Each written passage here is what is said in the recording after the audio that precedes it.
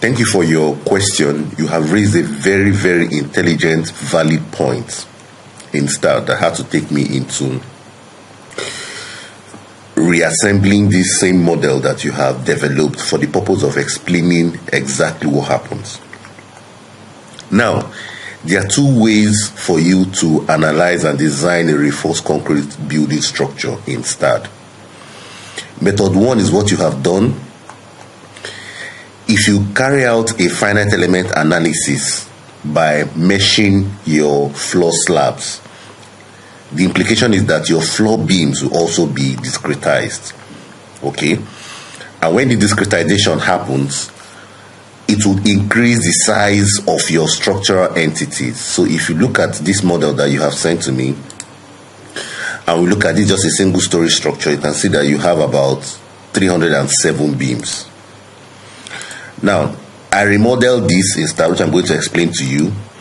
I'm going to explain your questions and respond to them effectively. Now, in that model, you have 306 beams. Or how many beams were shown? We have about 307 beams, okay? Now, if you look at this model that I have done, and you check, you have just about 47 beams. So you have a heavier structural analysis model as opposed to non-discretization. However, what are the benefits of what you have just done? If you discretize the slab entities, like you have said, which you just use as a prototype to understand the reports or the response or the finite elements design result that STAAD is providing to you as compared to non-discretization of the slab entities, what is the difference? You complain that you're seeing lesser movement, and I'm going to explain to you what actually happens. If you discretize the structural entities, you're going to get the more realistic results on the distribution of the stresses on the slab element, which entails the biflexural bending, shear, axial, and torsional moments, MXY. But I'm going to concern myself with the bending moment, which is used for the design of the slab, okay? Either a single or a two-way slab. Now, when you discretized your elements, such as what you have done, I told you that it will increase your model size. So for a three-story structure, you would have an enormous model. However, it will give you your desired result. If you move in here and you intend to design your slab elements in STAAD itself, sorry, if you intend to design your STAAD elements either with RCDC or you want to use the moments to design you want to use the results to design the slab either on a spreadsheet and so on, you can work with this approach, because this approach will immediately give you the results. So you complain, let's look at the results first of all. So this is MX. I'm going to start with MX, okay, and use MX to explain what I have done.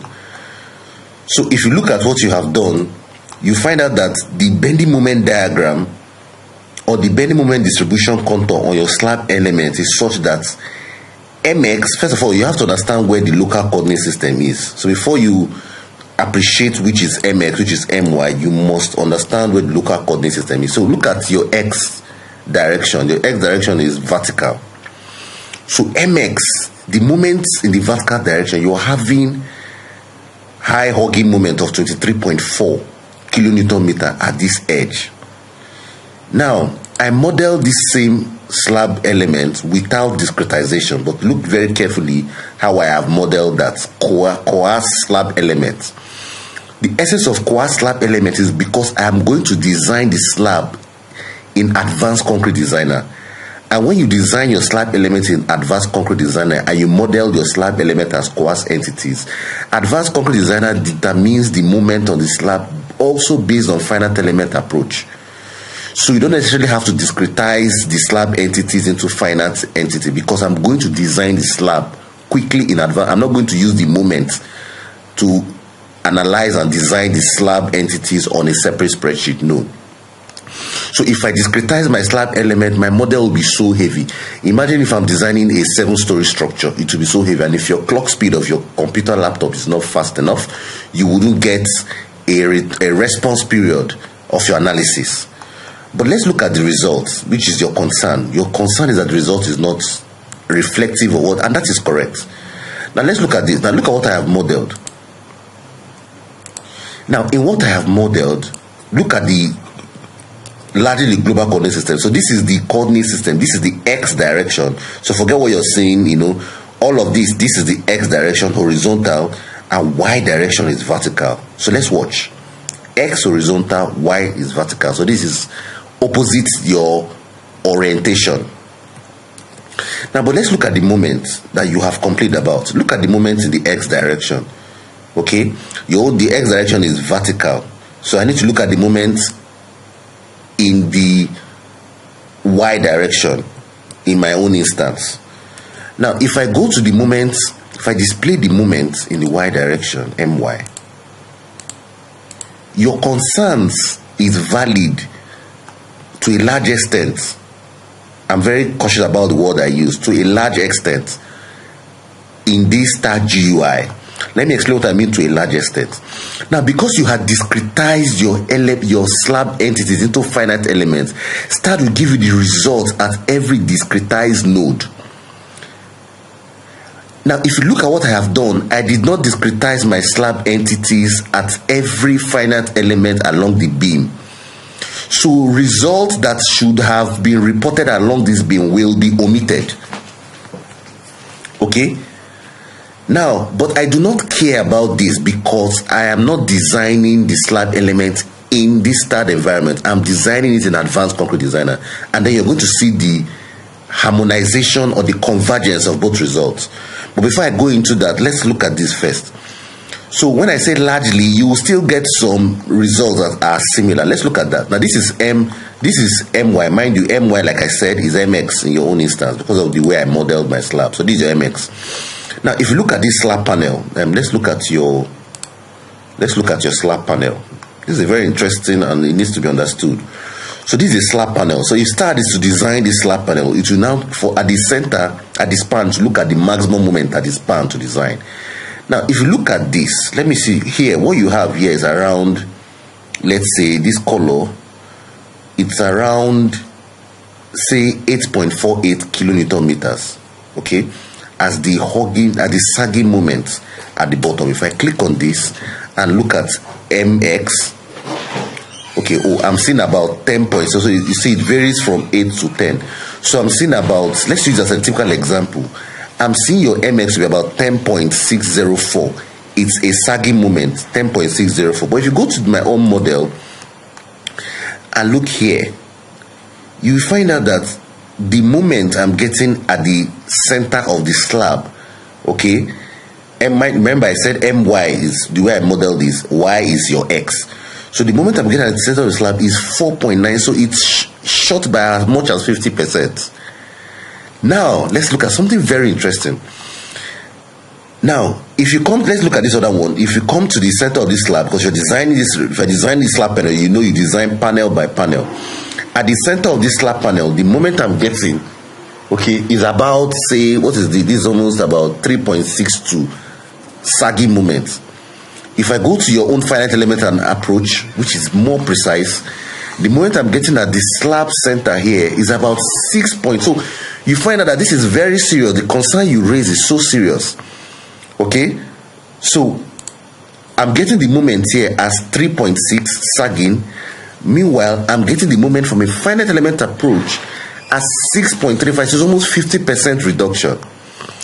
Now, why I do not care is because the slab is going to be designed in Advanced Concrete. Let's go to Advanced Concrete Designer. So when I go in here, okay, and I go to concrete slab to design the slab panels, let's watch very carefully.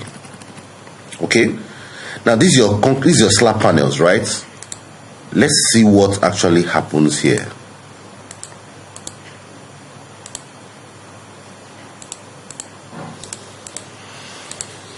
All right. Now, you see, if you go in here, that's why Advanced Concrete Designer is very explicit. The method of analysis in Advanced Concrete Designer is based on finite element analysis approach. So irrespective of how you coarsely discretize your slab entities, it will further discretize it to obtain the maximum moment on the slab panels. Let's look at this very carefully. Remember, I said, let's look at the coordinate system.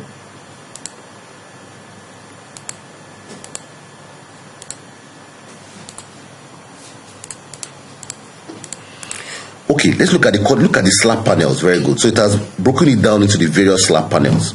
I told you my, so this is my x, vertical is y, remember. So let's start with the x. X is horizontal. Forget about how I skewed this. So x is horizontal, y is vertical. Now I have displayed the moment distribution contour on the entire slab panel for mx. Now look at yours from a finite element analysis, which is beautiful. You can get your result directly from here. Now we are displaying mx. Look at you, mx. Mx is the vertical, so let me display my, which is your mx. So this class my, good. If you look at my, look very carefully. Let's look at this very carefully. At this panel 6, the maximum moment I'm seeing here is about 8.08. Are you seeing this? This is different from what was showing in my model. You can see moment here you're seeing here is about 4 You can see. So if you go into advanced concrete, it will give you the result as if you carried out a discretization of your slab panel. This is exactly what I was trying to explain to you. Now let's look at your discretization now. In your discretization,